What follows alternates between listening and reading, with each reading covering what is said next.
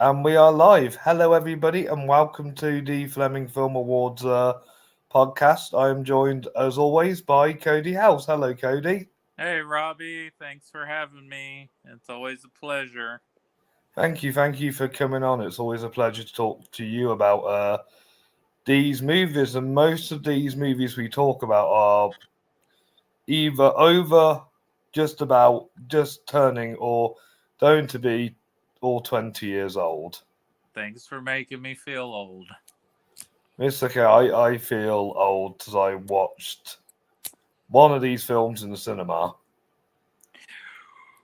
Three. I've seen 6 out of 10 of these in the cinema. Lovely. When you go through them, you'll have to tell me which ones you saw at the cinema. Leave a surprise for now. Okay. Yes, but these are the films that won in the 2000s my Fleming Film Award for Best Picture. I had the members on the group vote for this like last time, and the winners turned out to be In the Mood for Love, The Fellowship of the Ring, The Hours, Return of the King, Eternal Sunshine of the Spotless Mind, Brokeback Mountain, The Departed, There Will Be Blood, The Dark Knight, and Inglourious Basterds. Right, and since she went first last time, I'm going to go first this time. Sure. Ready for my number 10? Yeah, let's hear it. Yeah, so my number 10 is a first time watch for this year. I get it. It's an impressive, directed, acted, and well written movie, but compared to the other nine, it's not really a favorite of mine. But I will give it like more watches. I think it is really great. You get some fantastic actors in this, and not just one, not just two, but three really good plot lines, and it's the hours. This is also my number 10. Yes, yes. What do you think to this movie, then? I think it's a fairly solid movie.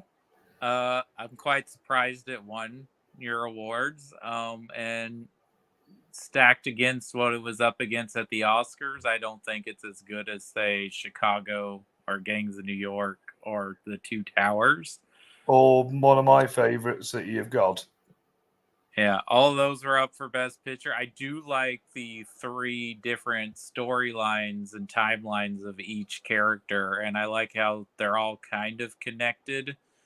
I also think Ed Harris really does give a very great supporting performance in the Meryl Streep storyline. He does. He's fantastic. And of course, Nicole Kidman won an Oscar for this role because Denzel Washington made a little joke, by a nose, Nicole Kidman. No, I think this was a good performance for Nicole Kidman to win on. Yeah.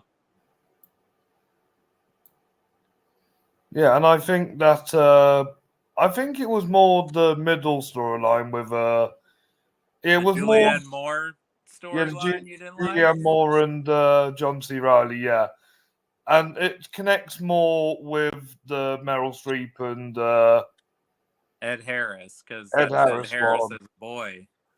Yeah, yeah, I thought that it was quite clever how them two came together. Ed Hmm. Harris won Best Supporting Actor, Oh, and wow. Good for him. and Nicole won Best Actress. Okay. So you sided with the Oscars on that one. Yes, and also won Best Cast, Best Adapted Screenplay, and Best British Film. Yeah, because it's a British film, Stephen Daldry, right? Yes, Stephen Daldry and Peter Jackson won Best Director. Of course he did. But for some reason, the Two Towers just didn't make it this for these awards. Yes, but you'll be happy with the Best Cinematography win because it was Road to Perdition. Of course, that's a beautiful film. Should have been up for Best Picture. I think I put it up for Picture when I did the 10. You might have, I can't remember, but good for you. Yes. Yes. All right, Cody. It's fair that you say you're number 9. All right, so my number 9 is a brilliant film. So there's nothing against the quality of this film being at number 9. It's just I prefer these other 8 films just a little bit more. Also, the other 8 films have a little more rewatchability for me. But this was a very daring, and it was a very subject light, bringing a subject to light. And I'm sure there had been films before this film, but this film did very well financially, even though it was a butt of jokes at the time because the culture wasn't quite ready. But I like that this movie takes this subject matter seriously, and the 2 leads are not playing stereotype versions of these characters, but that's Ang Lee's Brokeback Mountain. That's a tiny bit higher for me, so we'll dive into that in a second. But I know my number 9 is going to be higher, and I have a very good reason why it's my number 9.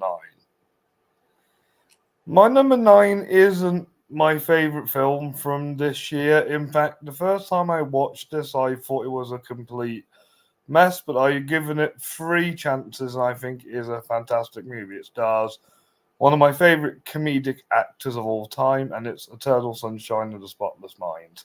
Yeah, that's much higher on my list. I can imagine. But we can go on to your number 9, because my number 8 is Brokeback Mountain. Oh, okay. So you just had it one notch above me. Yes, and I think out of all of Ang Lee's movies, I think this is the best he's directed. I love Crouching Tiger, Hidden Dragon a lot. I think that would be my number 1. Yeah, that would be my favorite film of his. But this is up there, and this should have won Best Picture at the Oscars. I'll definitely over Crash. Yeah. Actually, any of the other 4 films that were up for Best Picture should have won over Crash. Yeah.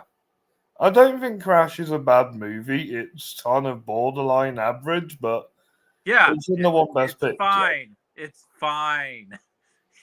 It's a fine movie. It's okay. But Brokeback Mountain, like I said, it's a daring movie. I'm sure there had been films about queer relationships before Brokeback Mountain that took. Yeah, it's called Fight Club. But you know what I mean? This was like a big scale Oscar baity movie, and Heath Ledger and Jake Gyllenhaal are playing it not in the way that a lot of straight men had played queer men before. Yeah, I get you. If we had a Colin here, he would probably help us out with this. But yeah, they come across as normal people, and that's kind of how you should portray those kind of characters. Yeah, and also the script was written by legendary writer Larry McMurtry and his co-writer, I forget her name, but Diana Osana, because they won Best Adapted Screenplay. They wrote a couple of books together, but just their attention to detail and how like the landscape is portrayed, that is a big contribution of them as writers, not just Ang Lee's gift as a director and the cinematographer, but like it's probably there on the page. Yeah, definitely.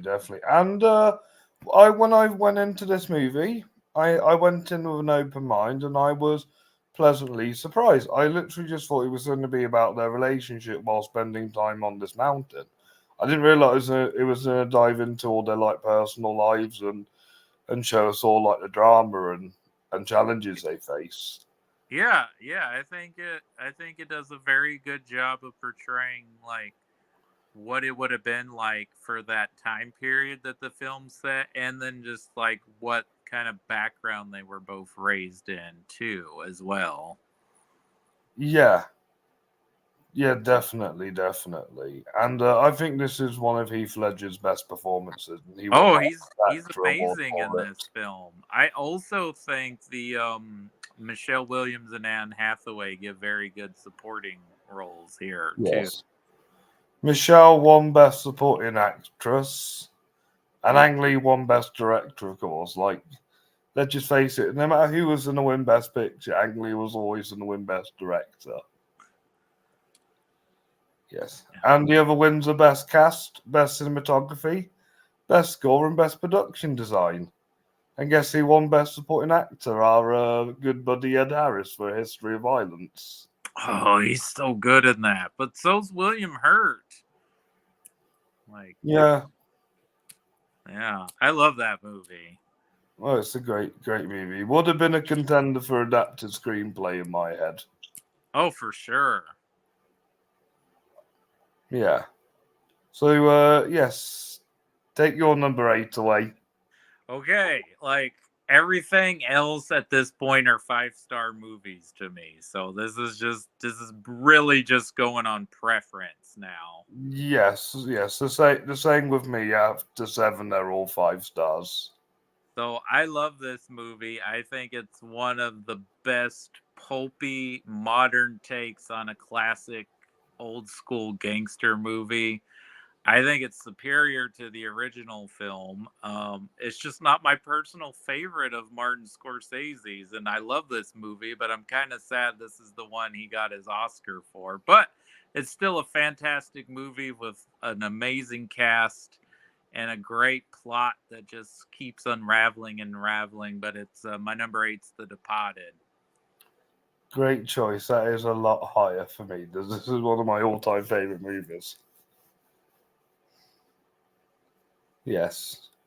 But yeah, I said my number 8. So my number 7 is.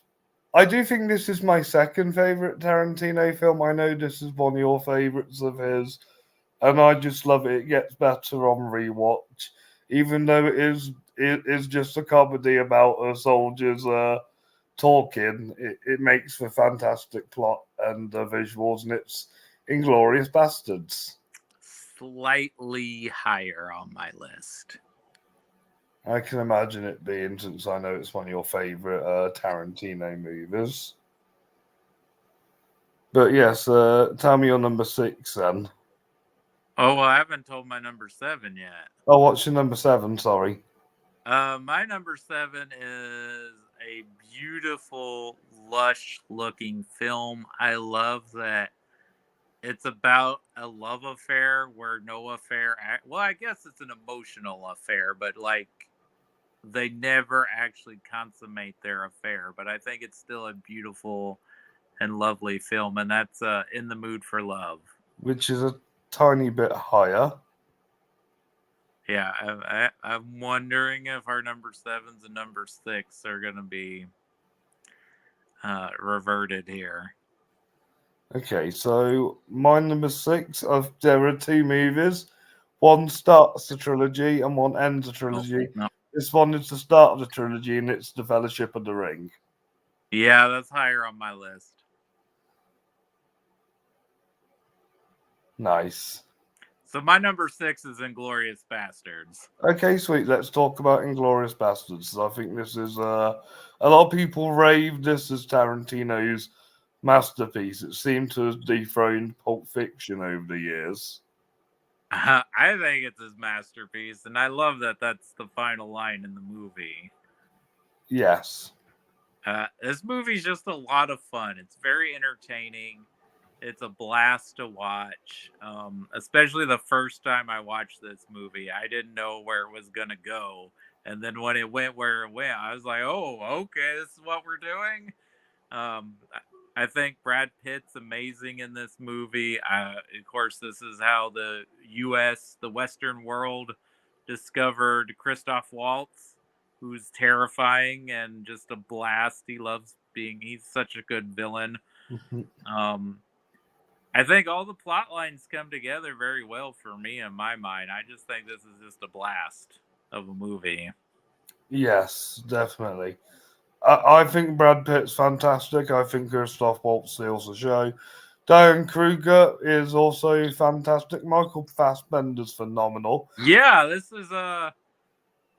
think this is the first time most people discovered Michael Fassbender, or at least in the United States. Yes, and Daniel Brawl. Yep, him too. Yeah. And both of them Yes. are quite good in this. And of course, I forget the other actress's name. She hasn't been in as many things as the rest of them here in the States. but Yeah. she's quite good too. Like, yeah, this movie's just a lot of fun, and Yeah. it's Tarantino mixing a Man on a Mission movie with a spaghetti western, and also just an ode to cinema. It's just a fantastic ride. Yeah. I know you're not big on Eli Roth, but do you like him in this movie? Yeah, he's fine. I mean, I know originally this was supposed to be Adam Sandler, and that would have been an interesting performance. But yeah, he's fine here for the role he has. Yes, he is. He is. But yeah, this is my second favorite movie of 2009. My number one would have been Up, which won Best Animated Film, and there are only three films I rate a 5 star to on 2009. It's Inglorious Bastards, Up, and a film called Precious. Ah, wow. Yeah. Also, Jane Campion, Bright Star is very underrated too. It is indeed very underrated. That's a phenomenal film. Yes.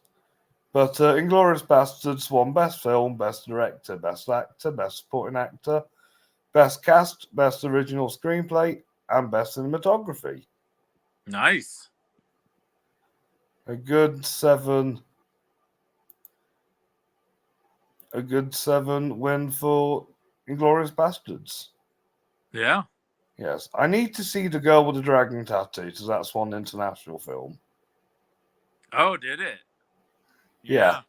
You should check it out. I will. I will. I have the box set at home. I've been meaning to watch it for years. I still need to watch the third one of those. I never watched the third one. Yes. Yes, if I watch it before you, I'll let you know what it's like. Thank you. It's all right, and you'll do the same. You'll do the same if you watch it first. Sure. Awesome, awesome. That was your number 6? That was my number 6. All right, now we can go on to your number 7. Because my number 5 is In the Mood for Love. Gotcha. Yeah, so as I said to you before, my friend's partner got me into the films of Wong Kar-wai, and this is his best movie. And I'm glad out of all the Wong Kar-wai movies you checked out, this was the one you checked out. Well, I checked it out because I've been wanting to watch, of course, a lot of his movies, and this one was on a list either on Rotten Tomatoes or Collider when Everything Everywhere All at Once had come out. This was one of the movies listed as like, if you love that movie, you should check out this movie. Which there is a lot of influence of Wong Kar-wai in Everything Everywhere All at Once, and Yes. I just love the look of the movie, like the color. It's very similar to Amelie in the color and the score, even though they're from two different countries. But yeah, I also love that it's Yeah. about these two people who are married to other people who are having an affair with one another, and they kind of have themselves like an emotional affair over that experience, but they never do anything about it. But I like that because that's interesting to Yes. me. If somebody wants to make a really good rom-com with this concept, use this for inspiration. Yeah, for sure. Yeah, what do you think to Tony Leung and Maggie Chung? Because they're like the two big stars of Hong Kong. I think they're both incredible actors and they have great chemistry. Yeah, I heard I was reading up on them, and I think they had an affair during making this film. I mean, I would not be surprised. I mean, that means the chemistry was real, but hadn't they done films together before this one? Yeah, they're regulars of Wong Kar-wai's. That's what I thought. Yeah, they're quite regulars with him. Tony is for sure. Yeah, I knew Tony was for sure, but I could have sworn Maggie's done more than a few with him. I believe so. I believe so. Oh, this film is part French, so it makes sense why it has those colors. Oh, okay. Yeah, gotcha. Yes, this is on a lot of top films of all time lists, so I can see why it managed to sneak in and beat films like Gladiator and Erin Brockovich and Traffic. Oh, for sure. Yeah. Especially since the 24 years this film came out, it's probably kind of lived on. Well, actually, all three of those films, I think, still have a cultural reference. Yeah. But I think that movie just grew because I don't know, like, if it got like a release across the world in 2000 or like it kind of was a slow burn because I don't think it was up for like international picture or anything at the Academy Awards. No, only the BAFTAs in 2001. Okay. Yes, it might have came out in Britain just like around January 21 or something. Mm-hmm.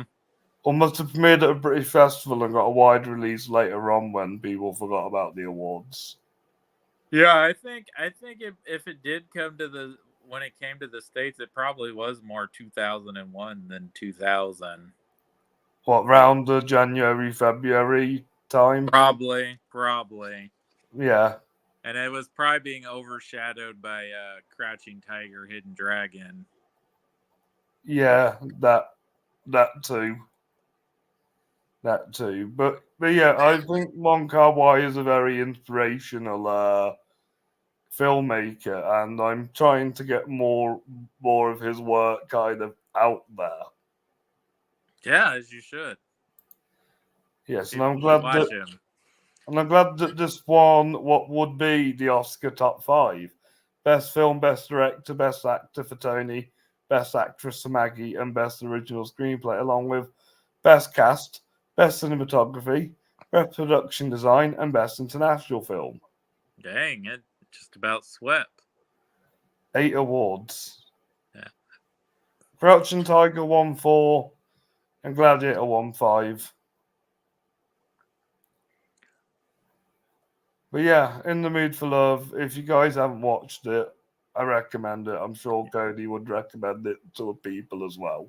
Yes, I highly recommend it. You should watch it. It's amazing. Yes, Wong Kar Wai is Hong Kong's Martin Scorsese.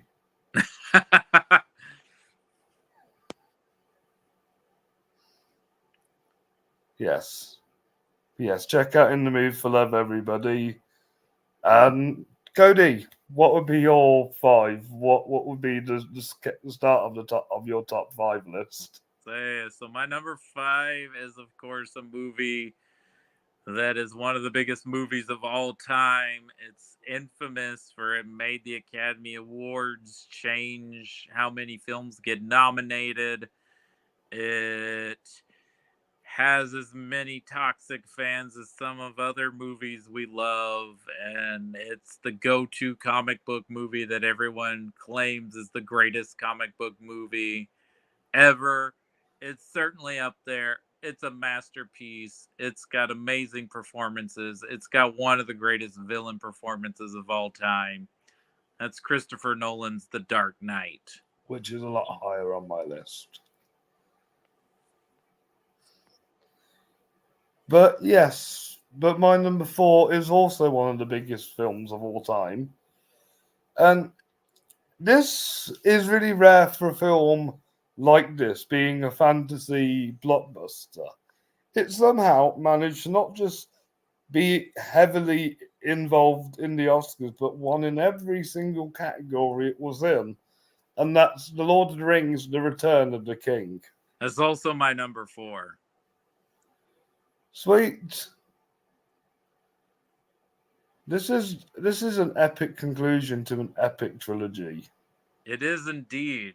And it's the best film trilogy of all time. I'm sorry, Star Wars. It's the best. Now that makes sense because Peter Jackson put a lot of hard work and effort into this trilogy.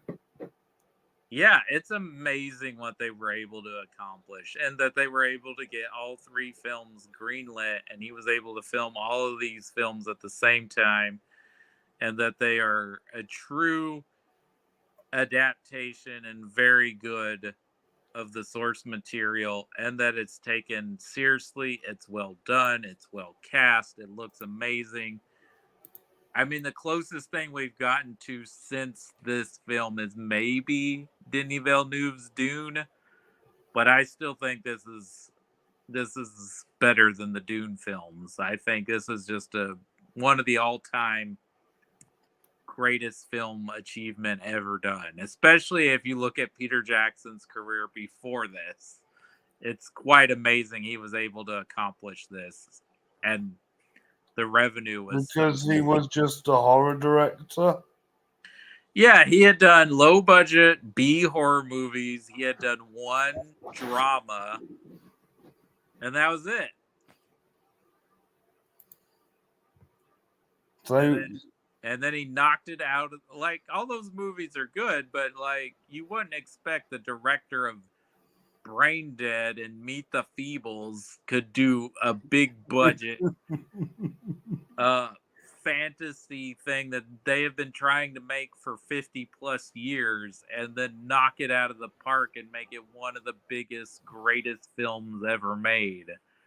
It's silly that yeah, the Oscars waited till the last movie to award it all the Oscars, but man, did they deliver. yeah, maybe that was part of the plan. But yes, it's a shame that Peter Jackson has never ever been able to capture success afterwards, because I wasn't big on his King Kong movie. And I'm not big on the Hobbit trilogy. I still need to see the Lovely Bones. Yeah, none of those. I like King Kong, and I don't hate the Hobbit trilogy, though that should have just been 2 movies instead of 3 originally. Yeah, But yeah, he hasn't reached that level again, like that he did with the Lord of the Rings trilogy. yeah. I think that was the problem with his King Kong movie. He was trying to put that much effort into it when it didn't really need it. I mean, he still did a really good job for remaking his favorite movie. It could have been much worse. I just prefer Kong Skull Island. Oh my goodness. Now you're talking crazy talk. I'm sorry, but let's read out all 13 wins at the Flemings. It won 13. Best Pipe film, me up. Go ahead. best director, best adapted screenplay, best cinematography. That's right. We didn't ignore it like the Oscars did. Best score, best editing, best production design, best costuming, best hair and makeup, best stunt team, best visual effects, best sound, and best original song. There you go. Why Dang. why wasn't it nominated for cinematography at the Oscars? Why did it lose to Master and Commander? I don't know. Maybe they were just wanting to spread the love, or maybe they just liked the look of Master and Commander more. I mean, Master Commander is a very good movie. I like Master and Commander a lot. Yeah, it's a very good looking movie. It's a very good movie, and yeah, it's got a good cast with Paul Bettany and Russell Crowe. Yeah, it's a shame that didn't do well because they wanted to make that into a series of films too. Yeah, doesn't Chris from your show like it too? Oh yeah, he loves Master and Commander. Yeah, sounds fun. Is it your number 3 next? Yeah, you want me to go next? Yeah, since I read out Return the King. All right. So my number 3 was much lower on your list, but this is one of my all-time favorite movies. It's definitely it's probably my favorite performances of both of these lead actors, and it also has a great supporting cast as well. Again, this is another innovative movie about romance. It's like, what do you do when you break up with someone, they crush your heart, and you just want to erase them from your memory. But as you're losing your memories, you realize that's what made you love the person to begin with. And even if it doesn't work out, you don't want to lose those memories. So yes, Eternal Sunshine of the Spotless Mind is my number 3. Yes, this is my number 9. And yet, because the story plays really non-narratively, the first time you watch this, you think, okay, what's going on? And you have to watch it a couple of times. And the more you watch it, the more you're invested in these two storylines going on. Yeah. Who do you think directs Charlie Kaufman's scripts better, Spike Jonze or Michelle Gondry? Uh, that's a tough one because I do like Charlie Kaufman as a director too. Yeah, he's a good director too, but I think Spike Jonze would have been fine, but I think Michelle does. I think he works better for the visual style of this movie. Yeah, definitely. He is a. It's a shame that he kind of had a bad experience working on the Green Hornet and stopped doing these kind of movies. Yeah, I don't hate that movie. It's not perfect, but there's definitely worse superhero movies out there. I can imagine. And what I do love about this movie is the cinematography. Oh yeah, it's beautiful.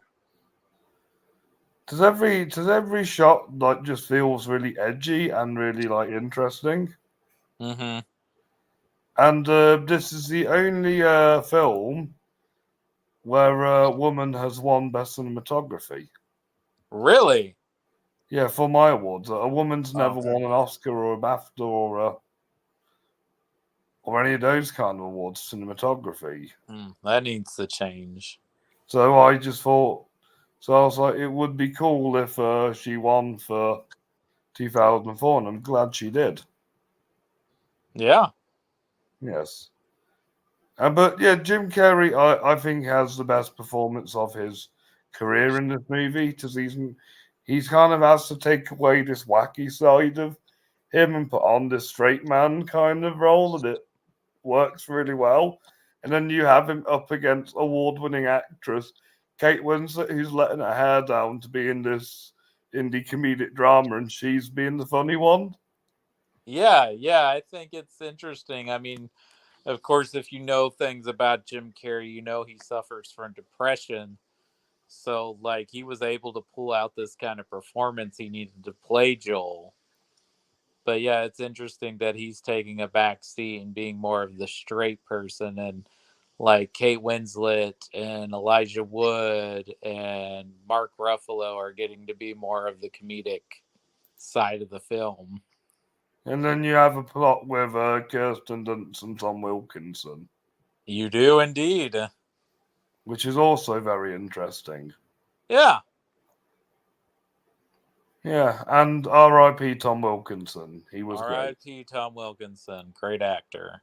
Oh, great actor. But it won Best Film, Best Director, Best Actor for Carey, Best Cast, Best Original Screenplay, Best Cinematography, and Best Editing. Nice. All worthy. Yes, 7 awards. Yeah, I'm glad. I'm glad this movie won. Although I love Million Dollar Baby, it was a nice change to have a different film. Yeah, indeed. All right, and we can go back to what was your number 7, I believe, with my number 3, and it's The Departed. Number 8. It was my number 8. Number 8. Yes, The Departed I just love because it's the first film that got me into Leonardo DiCaprio properly. Mm.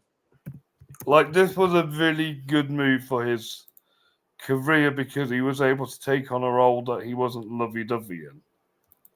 Well, this is his third collaboration with Scorsese, so he kind of took off his I mean, I guess Gangs in New York he still kind of has the boyish looks and he's supposed to be playing young, but then he also was in The Aviator as Howard Hughes, which that spans decades. And so yeah, this is kind of him becoming He'd already started it, but this is definitely him confirming that he's an actor now, and he's not just the heartthrob.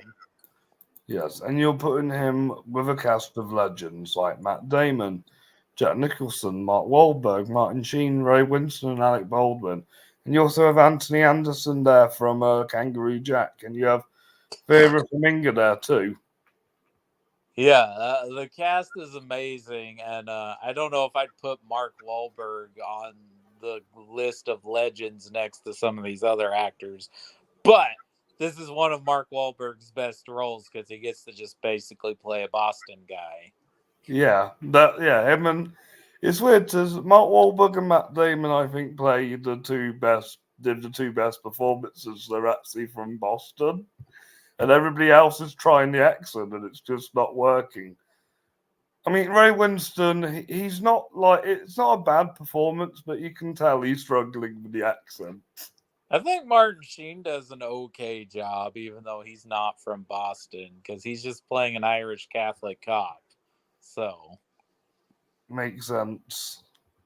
yeah. So I think he does a pretty good job with the few lines he has with the accent. Yeah. And what about Jack Nicholson playing an Irish Boston gangster? I mean, Jack Nicholson's always Jack Nicholson, and 9 times out of 10, it's interesting, but he's not going to do something different than what Jack does. He's just being Jack. Even though he's one of the greatest actors ever. Yeah, but it's because we like his screen persona. We think he's cool. But he's basically Jack Nicholson. Especially the older he got, it was basically just variations of the Jack Nicholson persona. He's a movie star. Yes, he is a movie star, but he's just very talented. He does what he does. This is probably Just in his the last seventies and great eighties, he was performance. yeah. Just in the seventies and eighties, he was very experimental with his roles. Oh, for sure, for sure. And yeah, this is the one he should have retired on. Not whatever that James L. Brooks movie was, which I think he wasn't originally supposed to be in. I think that was originally Bill Murray, and they had issues, and he had to come in at the last minute and be in that movie. Makes sense. It felt like the bucket list should have been the end for his career. More the epilogue for his career. Like this was the big bang. Well, I mean, Gene Hackman should have been the Royal Tenenbaums, not Welcome to Mooseport. Yeah, I see what you mean. So, Yeah. But besides Best Film, also won Best Supporting Actor for Jack Nicholson, Best Cast, Best Adapted Screenplay, Best Editing. Yeah, I think that's about it. The four, yeah. Guess not who won? Best Director, huh? No, that went to Mr. Del Toro for Pan's Labyrinth. Oh, another brilliant film. Yes, it's a great film. When we get round to the international films, I can't wait to talk to you about that one. Yeah, that's an amazing movie. I love Pan's Labyrinth. Yes. Yes. All right, Cody. I have a feeling what your top two are. Well, yeah, I mean, there's only two left, right? Yes. So what's your number two? My number two is one of the biggest movies of all time. It's the beginning of an amazing trilogy. It's my personal favorite of the trilogy because it's not only is the one I've watched the most, I feel like it's the most rewatchable one of the three. Maybe because it's the shortest, or maybe because it's pretty much once the action gets going, it's pretty much nonstop suspense and action. But of course, it's Peter Jackson's The Fellowship of the Ring. Yes. Yes, I do love this movie. I feel like it sets up the universe really, really well. But this is my second favorite. Two Towers is my least favorite. Yeah. But it's just the world Peter Jackson makes with all the with all like the cinematography, production elements. Mm-hmm. I mean, this kicks off a big, long 9 hour story, and I think for what Peter Jackson had and what he could do, he pulled it off really well. He did an amazing job. Like I said, to me, this is the best film trilogy of all time. It's just amazing what they were able to accomplish there in New Zealand with adapting these novels and making a respectable grade A class version of these books. Yes, definitely, definitely. This is all weirdly enough. This is the only Lord of the Rings film to have an acting nomination. It is. It's the because Ian McKellen got a Best Supporting Actor nomination for this one, but for none of the rest of the films, which is crazy. Yeah, because I would at least nominated Miranda Otto for supporting actress.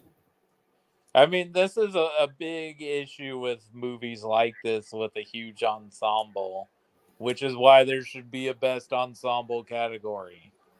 Yes, exactly, exactly. For this reason, because it's like, well, what performance should we like recognize? Of course, they went with Ian McKellen because he's respected and he's a well-known, regarded actor. But I mean, Elijah Wood is the lead of the movie, but also Viggo Mortensen's amazing in the film.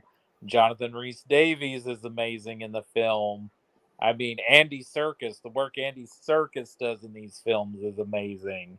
I mean, there's just too many people. Yeah, there are just too many people, and it is hard because since I tried to nominate Kate Blanchett for supporting actress, but she lost Marissa Tomei for In the Bedroom.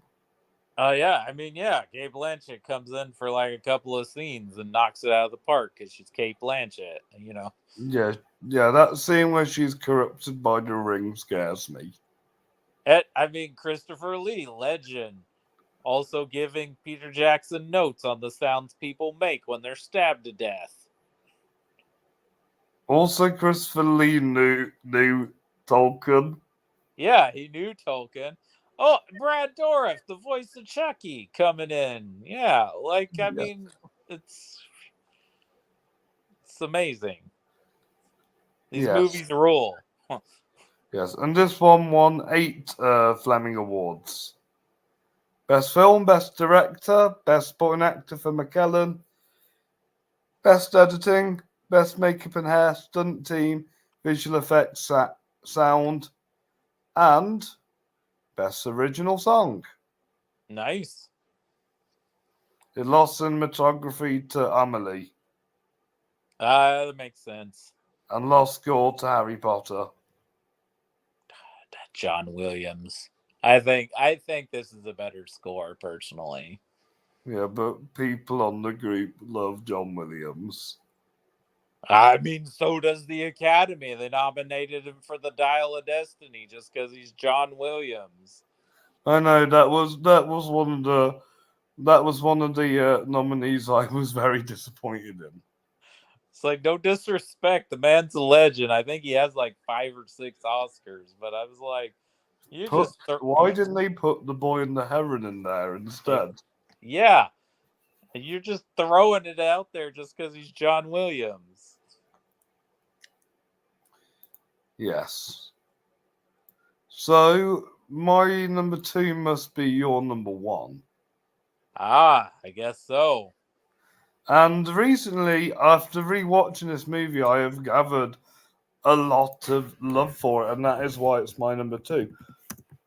My our good friend Buddy Justin will heavily disagree on this, and I'm not going to call out and say horrible things about him whilst he's not here. But I think this is a fantastic piece of cinema, a really character study driven movie with an epic performance and a whole movie around this performance and an ending that you'll never forget. It's Paul Thomas Anderson's 2007 masterpiece, There Will Be Blood. Yeah, it's my number one. And my response to Justin is, I drink your milkshake. Yes. Yeah. I mean, this movie is amazing. I mean, Daniel Day-Lewis, of course, is a powerhouse, but I mean, Paul Thomas Anderson is directing at the top of his game. The movie looks amazing. It is an American masterpiece about the power of greed and capitalism and what people will do to be on top. And I think Paul Dano is also very good. I think people forget because he kind of gets undershadowed. He gets overshadowed by Daniel Day-Lewis, but he is very good at what he's doing in this movie. Yeah, I also like Kieran Hines as well in this film. Yes, he's quite good as well. Yeah. I mean, there's nothing about this movie that's bad. I think Johnny Greenwood's score is amazing. This movie is strangely hilarious too. Like Yeah, you wouldn't think it's a funny, but some of the responses that Daniel Plainview says just make you laugh. I just find it funny how the majority of these characters play characters with the same name as them. Yeah. Like there's a character called Daniel, who's played by Daniel Day Lewis. Yeah, he plays Daniel Plainview, and of course Paul Dano plays two roles, and one of those characters is named Paul. Yeah, yeah. They should have called Kieran Hines' character Kieran. But I think originally Dano was not supposed to play both roles, but I think the actor that was supposed to play Paul, something happened.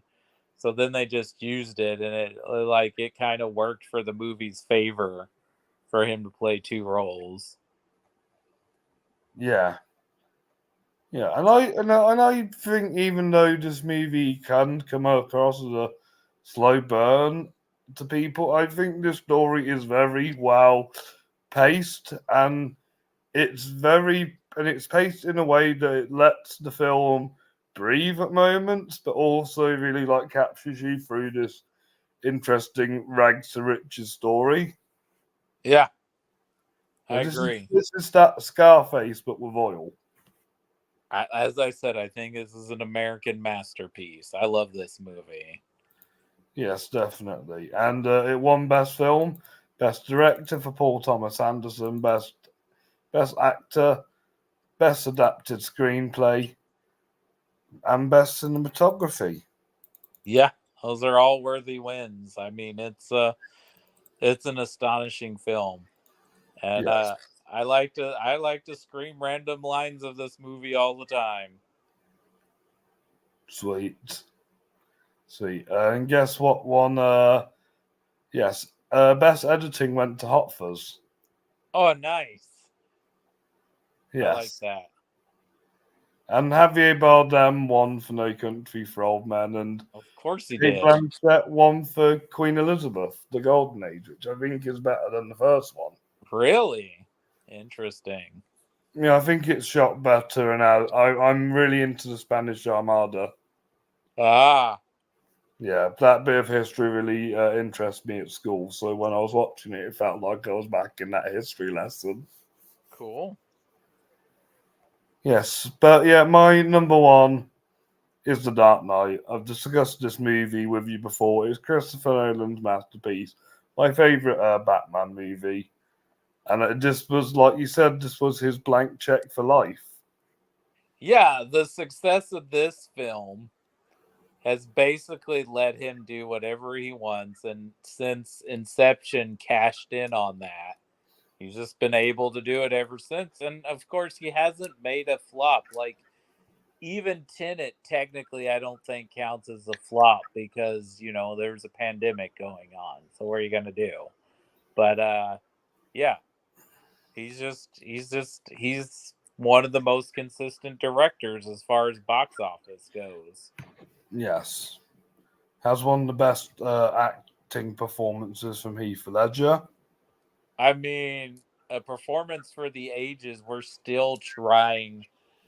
No one has been able to do a Joker performance quite like his since yet.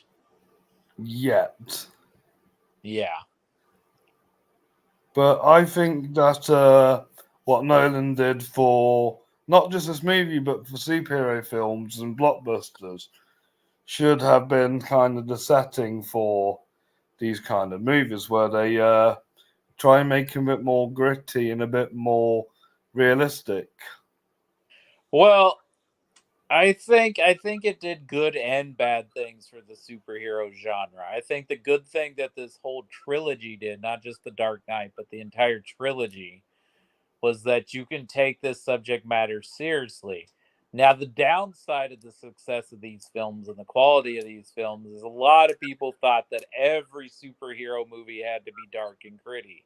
That's not true. It doesn't work for every character, but it works for Batman. And It he worked made it. for Batman. I did like his realistic approach to it as well. Is it my personal favorite version of Batman? No, but I did like the take, and I like that he basically made the Godfather of superhero movies. Yes, I know you. Yes, because I do like Batman Begins and The Dark Knight Rises, but this is a much better film than both of them. Oh, it's the best one of the three for sure, no question. Yeah, and it also won Best Director, Best Supporting Actor, Best Cast, Best Cinematography, Best Score, Best Editing, Best Production Design, Best. No, didn't win Best Costume. Sorry, Best Stunt Team, Best Visual Effects, Best Sound, and obviously because Christopher Nolan is British, it won Best British Film. One other thing, I think I've said this before, but I think because the performance of Heath Ledger is so legendary and amazing, I think some of the other good performances get overshadowed, such as Gary Oldman and Aaron Yes, Eckhart. yes, definitely. Guess what beat it to Best Adapted Screenplay? For 2008, was it Frost Nixon? No, it was Slumdog Millionaire. Oh, Slumdog Millionaire, a book? Yeah, it's called Quiz the Book. Oh, okay. Yeah. Interesting. Which makes sense why that would win over the Dark Knight screenplay wise. Yeah, I guess so. Yeah. Again, I don't think Slumdog's a bad movie. I just think in a year of the Dark Knight, Yeah, it it kind of clearly. felt that movie was overlooked because of Slumdog's success. I think it was overlooked because of the genre, not because of Slumdog's success. Because if we look at the success, The Dark Knight made a lot more money than Slumdog Millionaire. I think the Academy just wasn't ready for this kind of movie yet, and of course, it changed the Academy Awards because everyone was like, "What are you doing? Not nominating The Dark Knight? Should have been nominated." And Exactly. I think Slumdog Millionaire is a very good movie. I don't think it's a great movie. It's not my personal favorite Danny Boyle movie, but I think it's a well-made movie. Well, definitely. Does well, Dev Patel a breakout role? For sure. I can't wait to see his new movie Monkey Man. I watched the Yeah, trailer that for looks it yesterday. great. It looks great. I can't believe that they would just let it drop onto Netflix and be the trend of the week. Is it just going to Netflix in the UK? No. What happened was it was planning to go to Netflix, but Jordan Peele watched it and said, "I'm producing this movie. This needs a cinematic release." Oh, so Jordan Peele's the reason it's getting released into theaters. Well, good for Yes, him. yes. And He this should is have this. had a film on one of your lists of last time, but maybe he will one day. Yes, I'm sure he will. I'm sure he will. So, before we quickly look at all these films as a whole, let's quickly rank. Let's really go back to our lists. All So, right. so my number 10 was The Hours. As was mine. My number 9 was Eternal Sunshine of the Spotless Mind, My number 9 was Brokeback Mountain. which was my number 8. My number 8 was The Departed. My number 7 was Inglourious Bastards. My number 7 was In the Mood for Love. My number 6 was The Lord of the Rings, The Fellowship of the Ring. My number 6 was Inglourious Basterds. My number 5 was In the Mood for Love. My number 5 was The Dark Knight, My number 4 was The Lord of the Rings: The Return of the King. as was mine. My number 3 was The Departed. My number 3 was Eternal Sunshine of the Spotless Mind. My number 2 was There Will Be Blood. My number 2 was Lord of the Rings, The Fellowship of the Ring. My number 1 was The Dark Knight. And my number 1 was There Will Be Blood. Sweet. So if we go back to the slide and look at these movies as a whole, what do you think these movies all kind of have in common?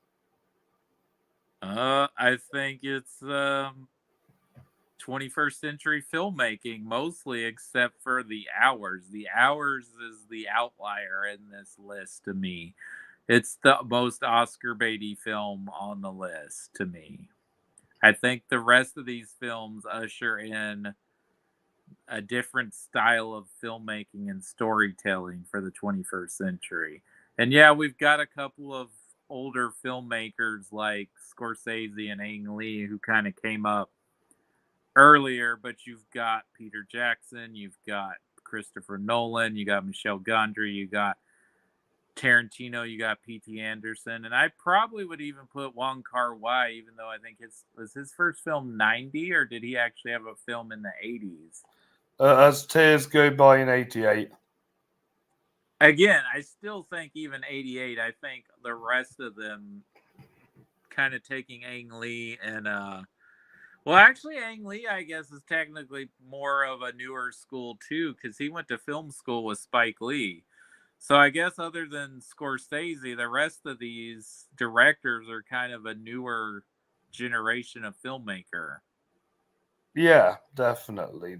I know Wong Kar-wai is a bit more niche compared to some like Tarantino or Nolan or Anderson or Scorsese, but I'm glad that he's kind of got that bit of recognition.